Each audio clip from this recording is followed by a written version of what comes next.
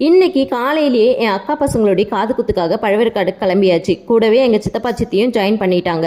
கார்ல ஏறி உட்காந்து 3/4 மணி நேரம் ஆயும் போயிட்டே இருந்ததுனால என் ஆளு கார் ஓட்டுறதை பார்த்து பார்த்து நான் ரொம்ப டயர்டாயிட்டேன். அதனால ஒரு ஸ்டாப்பிங்கை போட்டு வெயிலுக்கு ஆளுக்கு ஒரு ஜூஸ் வாங்கி குடிச்சிட்டு, என் பொண்ணுக்கு மட்டும் எப்படி தான் இந்த மாதிரி வித்தியாசமான பொருள்லாம் கண்ணில் மாட்டுமோ தெரில, அந்த கடையில் இவ கண்ணுக்கு மட்டும் இந்த சாக்லேட் தெரிஞ்சிச்சு. அதை ஒன்று வாங்கி மாட்டிட்டா. லைட் ஹவுஸை பார்த்தது தான் அப்பாடா ஒரு வழியாக வந்து சேர்ந்தாச்சுன்னு டேரெக்டாக கோவிலுக்கு போயாச்சு. மொட்டை அடிச்சு முடிச்சு தான் ஆளுக்கு ஒரு மாலையை மாட்டி உட்கார வச்சாச்சு. காது குத்துறதுக்கு முன்னாடிலேருந்தே இவ அழ ஆரம்பிச்சிட்டா. அது வரைக்கும் அழகா சிரிச்சிட்டு இருந்த பையன் இவ அழுவுறத பார்த்து அவனும் அழ ஆரம்பிச்சிட்டான். குழந்தைக்கு காது குத்துறதை விட வாழைப்பழத்தை வச்சே ரொம்ப பயமுத்தி விட்டுட்டாங்க. எப்படியோ 2 பேருக்கும் ஒரு வழியா காது குத்தி முடிச்சதும் எல்லாரும் அவங்க செய்ய வேண்டிய சீரெல்லாம் செஞ்சு முடிச்சாச்சு. அக்கா வீட்டுக்கு வெளியே வந்தாலே பீச் தெரியும், அப்புறம் பீச்சுக்கு போவாம எப்படி? இதையே ஒரு காரணமா சொல்லி செழிமாக்கு எப்படியோ ஒரு வழியா சாப்பாடை ஊட்டி முடிச்சு பீச்சுக்கு கூட்டு போய் விட்டதும் ஒரே ஆட்டம் தான். மேடமை கையிலேயே பிடிக்க முடியல.